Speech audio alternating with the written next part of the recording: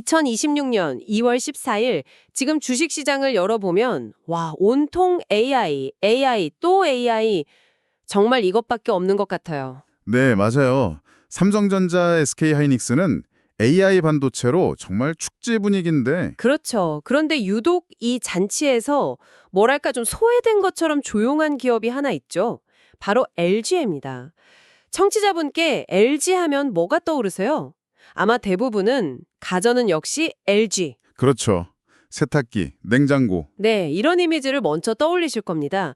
그런데 오늘 저희가 함께 들여다볼 자료들은 전혀 다른 이야기를 하고 있네요. 시장이 LG를 재미없는 주식이라고 외면하는 동안에 그 뒤에서 어떤 거대한 반격이 준비되고 있었는지 그 비밀 병기의 정체를 하나씩 파헤쳐 보겠습니다. 네, 호스트님 말씀이 정확합니다. 현재 코스피는 3천을 넘어서 막 5천까지 간다 이런 낙관론이 쏟아지는데 유독 LG전자의 주가를 보면 PBR, 그러니까 주가 순자산 비율이 1배도 채 안 되는 수준에 머물러 있어요. 잠깐만요. PBR이 1배 미만이라는 게 저 같은 주식 초보자도 좀 알기 쉽게 설명해 주실 수 있을까요? 정확히 어떤 의미죠? 물론이죠. 아주 쉽게 말해서요. 회사를 지금 당장 문 닫고 모든 자산, 그러니까 땅, 공장, 기계 같은 걸 다 팔아치워도요. 현재 주가 총액보다 더 많은 돈이 남는다는 뜻입니다. 와, 그러니까 시장이 그 회사의 미래 성장 가치는커녕 지금 가진 자산 가치조차 제대로 인정을 안 해주고 있다는 거죠. 그 정도로 저평가되어 있다는 신호군요. 네, 심지어 그룹의 미래라고 했던 LG에너지솔루션마저 전기차 시장의 일시적인 수요 정체, 그 캐즘이라고 하잖아요. 아, 캐듐, 네네. 거기에 빠져서 주가가 영심을 못 쓰고 있고요. 정말 이상하네요. 시장이 바보가 아닐 텐데 뭔가 우리가 놓치고 있는 게 있다는 뜻이겠죠. 그럼 가장 먼저 어디부터 들여다봐야 할까요? 역시 LG의 본진인 가전사업부터 봐야 하나요? 아닙니다. 바로 그게 시장이 빠진 함정이죠. 아, 그래요? 우리가 찾아야 할 첫 번째 단서는 의외의 장소, 바로 도로 위에 있습니다. 도로 위요. 저는 솔직히 몇 년 전에 LG가 스마트폰 사업 접었을 때 LG도 이제 한계인가 싶었거든요. 다들 그렇게 생각했죠? 그런데 자료를 보니까 그게 오히려 신의 한 수였다는 분석이 있네요. 이건 너무 결과를 보고 끼워 맞춘 해석 아닌가요? 당시에는 정말 큰 위기였잖아요. 그 위기를 기회로 바꾼 게 바로 첫 번째 성장 엔진, 전장 사업입니다. VS 사업이라고 하죠? Vehicle Component Solution, 자동차 전장 부품 사업. 네, 맞습니다. 스마트폰을 포기하는 대신에 거기서 갈고 닦았던 모든 기술들, 그러니까 통신, 디스플레이, 카메라 모듈 기술하고 인력을요, 몽땅 자동차 사업부로 옮겨 심은 겁니다. 그 결과가 그렇게 대단했나요? 상상 이상이었죠. 현재 LG전자가 자동차 회사들로부터 받아놓은 주문, 그러니까 확정된 수주 잔고가 얼마인지 아세요? 글쎄요, 웬만한 대기업 1년 매출 정도는 되지 않을까요? 한 10조 원? 100조 원입니다. 네, 100조요? 잠깐만요, 0이 몇 개죠? 그게 말이 되는 숫자입니까? 하하, 네. 현대차가 자동차를 몇백만 대 팔아야 나오는 매출이 이미 LG의 장부에 예약이 되어 있다 이 뜻이잖아요. 바로 그겁니다. 더 놀라운 건 고객사 명단이에요. 요즘 나오는 벤츠의 신형 전기차 보면 계기판부터 조수석까지 거대한 유리 한 장으로 쫙 이어진 거 있죠? 아, 네네. 그 하이퍼 스크린. 바로 그게 LG의 작품입니다. LG는 단순히 네모난 부품을 파는 게 아니고요. 벤츠, BMW, 아우디 같은 명차들의 얼굴과 경험, 그 자체를 디자인하고 있는 거예요. 아, 자율주행 시대가 되면 차 안이 움직이는 거실이자 사무실이 될 텐데 그 공간을 채우는 핵심 기술을 LG가 선점한 거죠. 단순히 디스플레이 같은 부품 공급에 그치는 게 아니라는 점이 굉장히 흥미롭네요. LG 마그나라는 합작사를 통해서 전기차의 심장인 파워트레인까지 직접 만든다고 하니 네, 그렇죠. 사실상 LG 자동차라는 엠블럼만 안 붙었을 뿐이지 전기차의 A부터 Z까지 거의 다 만들 수 있는 역량을 갖췄다. 이런 분석이 그래서 나오는 거군요. 바로 그 지점이 삼성이 하만을 인수해서 전장 사업에 뛰어든 것과는 결이 다른 부분입니다. 어떤 점에서 다른 거죠? 삼성은 소프트웨어나 오디오의 강점이 있지만 LG는 모터, 인버터 같은 핵심 구동계의 하드웨어까지 전부 내재화했어요. 그러니까 부품 하나하나를 파는 게 아니라 자동차 플랫폼 전체를 설계할 수 있는 토탈 솔루션을 제공하는 거죠. 아, 그래서 애플이 전기차 만든다고 했을 때 가장 먼저 LG를 찾아갔던 거군요. 네, 이것이 바로 시장의 눈에는 잘 보이지 않는 LG의 첫 번째 반격, 도로 위에 보이지 않는 제국입니다. 좋습니다. 도로 위 제국은 알겠는데 여기서 청취자분들이 가장 궁금해하실 질문을 제가 대신 던져봐야겠습니다. 전장 사업이 그렇게 잘 나가는데 왜 LG 에너지 솔루션 배터리 주가는 그 모양인가요? 전기차 수요 둔화라는 이 아픈 손가락 정면으로 마주해야 할 것 같네요. 아주 날카로운 지적이십니다. 말씀하신 대로 전기차 시장이 잠시 숨 고르기에 들어가면서 배터리 주가도 힘든 시기를 보내고 있죠. 하지만 구광모 회장의 전략은 여기서 두 번째 카드를 꺼내듭니다. 두 번째 카드요? 네, 배터리 사업의 방향을 도로에서 전력망으로 180도 전환하는 승부수를 던졌거든요. 바로 두 번째 비밀병기, ESS, 에너지 저장 장치입니다. 아, ESS? AI 시대의 가장 큰 약점이 반도체가 아니라 전기라는 점을 파고든 전략이군요. 자료를 보니까 AI 데이터 센터 하나가 웬만한 중소도시만큼 전기를 먹어치운다던데 네, 전기 먹는 하마죠. AI가 24시간 잠들지 않는 천재지만 동시에 24시간 깨어있는 대식가인 셈이네요? 정확한 비유입니다. 그 대식가에게 안정적으로 식량을 공급하려면 거대한 전력 창고가 필수적입니다. 전기가 남을 때 저장해 뒀다가 부족할 때 즉시 꺼내 쓸 수 있는 거대한 보조 배터리 창고. 그게 바로 ESS. 네, 그리고 LG는 이 시장의 판도를 바꿀 준비를 마쳤습니다. 구체적으로 어떤 움직임이 있나요? 최근 LG 에너지 솔루션이 미국 애리조나 공장에 전기차용 배터리 라인 일부를요, ESS 전용 LFP, 즉 리튬 인산철 배터리 라인으로 전환하겠다고 발표했습니다. 아, 라인을 아예 바꾸는 거군요. 그렇습니다. 전기차 수요가 주춤하는 시기를 오히려 AI 데이터 센터에 공급할 전력기지를 건설하는 기회로 역이용하는 거죠. 비 오는 날 우산이 안 팔리니까 그 빗물을 모아서 생수로 팔 준비를 한다. 이런 격이네요. 하하, 딱 맞는 비유입니다. 정말 기막힌 말상의 전환이네요. 여기에 지정학적 상황이 날개를 달아주고 있어요. 미국 정부가 중국산 배터리의 100%에 달하는 관세를 부과하겠다고 벼르면서 네네. 미국 내 발전소와 데이터 센터들이 중국 CATL 대신 찾을 수 있는 유일한 대안이 현지에 대규모 공장을 둔 LG 에너지 솔루션이 되고 있는 겁니다. 와, 이건 정말 천재일우의 기회인데요. 그렇죠. 여기에 IRA, 인플레이션 감축법에 따라서 올해에만 수조 원에 달하는 세액공제 혜택까지 받게 될 전망이고요.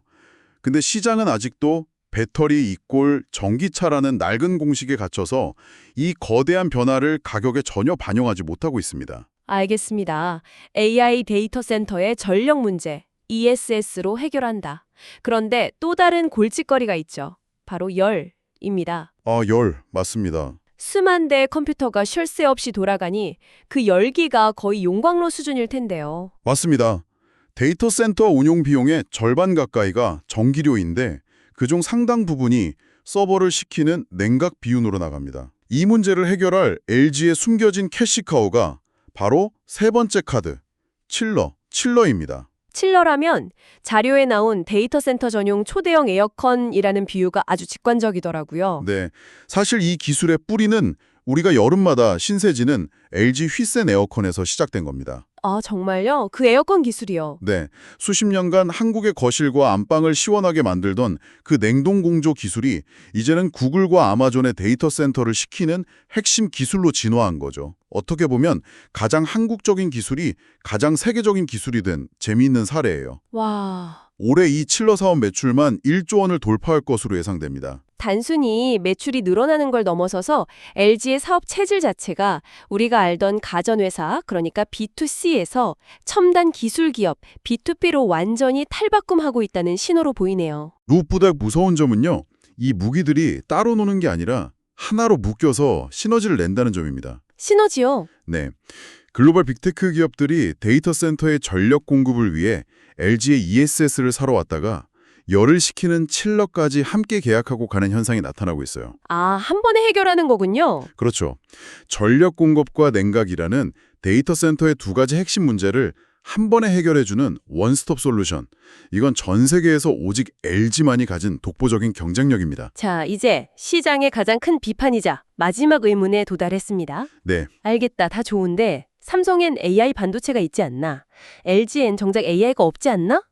얼마 전 엔비디아의 젠순황이란 이재용 회장을 만났을 때 구광모 회장은 그 자리에 없었죠. 네, 그 얘기가 많이 나왔었죠. 언론에서는 LG 패싱 아니냐는 말까지 나왔습니다. 이건 어떻게 봐야 할까요? 그 논란에 대한 LG의 반응이 아주 인상적이었습니다. 우리는 이미 필요한 GPU, 그래픽 처리 장치는 다 확보했다. 굳이 가서 사진 찍을 필요는 없다. 와, 자신감이. 이건 허세가 아니라 엄청난 자신감의 표현입니다. 삼성과 SK가 AI를 놀리는 엔진, 즉 반도체를 만든다면 LG는 그 엔진 위에서 실제로 돈을 버는 AI 그 자체를 만들고 있거든요. AI 그 자체요? 바로 네 번째 비밀병기, 산업용 초거대 AI 엑사원입니다. 엑사원. 우리가 아는 챗 GPT랑은 완전히 결이 다르군요. 완전히 다르죠. 농담 따먹기나 리포트 작성을 위한 AI가 아니라 철저하게 돈을 버는 산업용 AI라는 점이 핵심이네요. 바로 그겁니다. 전 세계 논문하고 특허 4,500만 건을 학습했다니 이건 뭐 4,500만 건이요? 와, 그건 뭐 석박사 수만 명을 연구실에 앉혀놓은 거나 마찬가지인데요. 바로 그겁니다. 실제 활용 사례를 보면 그 위력을 체감할 수 있어요. LG화학연구소에서는 엑사원이 신약 후보 물질을 찾아내면서 개발 기간을 40개월에서 8개월로 단축시켰고요. 와, 40개월을 8개월로? 네. 그리고 LG 디스플레이에서는 새로운 OLED 소재를 찾는 데 투입돼서 수개월 걸린 실험을 단 며칠 만에 시뮬레이션으로 끝내버립니다. 그룹 전체의 R&D 속도가 기하급수적으로 빨라지는 거죠. 남들이 AI로 그림 그릴 때 LG는 AI로 특허를 찍어내고 돈을 벌고 있다. 이 말이네요? 네. 이 똑똑한 AI 두뇌를 로봇이라는 몸에 이식하는 작업도 진행 중입니다. 아, 미국의 베어 로보틱스 같은 유망 기업에 투자하면서 서빙 로봇이나 물류 로봇 시장으로 확정하고 있다고요? 맞습니다. 그리고 지금까지 말씀드린 전장, ESS, 칠러, 엑사원이라는 이 네 개의 비밀병기를 하나로 묶는 최종 그림이 바로 원 LG 생태계입니다. 원 LG 생태계? 네. LG화학이 배터리 핵심 소재를 만들면 LG에너지솔루션이 그 소재로 배터리와 ESS를 조립하고 LG전자가 거기에 제어 시스템과 냉각장치, 즉 칠러를 붙여서 완제품을 만드는 완벽한 수직 계열화 구조죠. 그런데 그렇게 모든 걸 그룹 안에서 해결하는 수직 계열화 구조가 항상 좋은 것만은 아니지 않나요? 외부의 혁신적인 기술을 받아들이는데 느려지거나 좀 비효율적인 계열사를 억지로 안고 가야 하는 리스크도 있지 않습니까? 물론 그런 단점도 존재합니다. 하지만 지금처럼 중국 기업들이 말도 안 되는 가격으로 밀고 들어오는 상황에서는요. 처음부터 끝까지 내부에서 해결하면서 원가와 품질을 통제할 수 있는 이 구조가 가장 강력한 해자, 즉 방어벽이 됩니다. 이 모든 클 그림은 보조주기식 쇼맨십보다 실리를 추구하는 구광모 회장의 실용주의 리더십이 있었기에 가능했다고 봅니다. 소란스러운 잔치판에 끼어드는 대신 조용히 AI 시대에 보이지 않는 인프라를 장악해온 거군요. 바로 그거죠. 정말 대단하네요. 그럼 오늘 우리가 함께 파헤쳐본 LG의 거대한 반격 시나리오를 다시 한번 정리해 보겠습니다.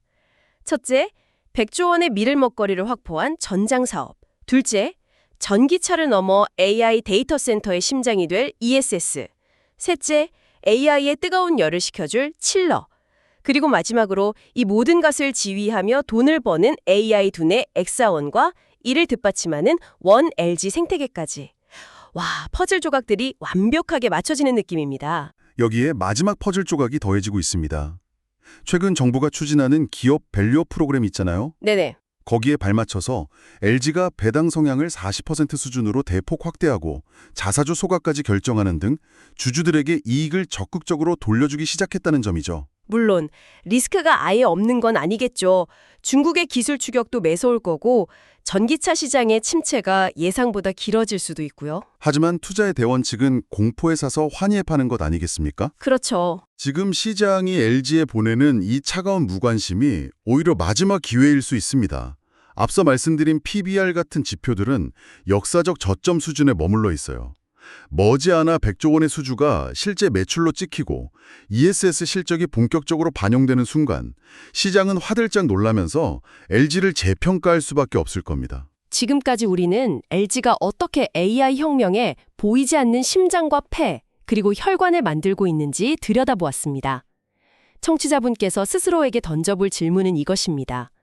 화려하게 주목받는 AI의 뇌, 즉 반도체와 눈에 띄진 않지만 그 뇌가 타버리지 않게 전력을 공급하고 열을 식혀주는 생명 유지 장치 중 과연 어디에 더 지속 가능한 가치가 있을까요?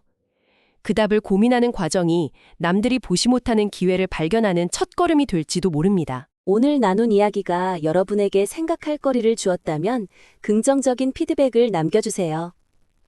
더 듣고 싶은 주제가 있다면 여러분의 의견을 알려주세요. 여러분의 피드백은 다음 이야기를 준비하는 데 큰 도움이 될 겁니다. 다음 이야기들을 놓치지 않으려면 구독과 알림을 설정하세요.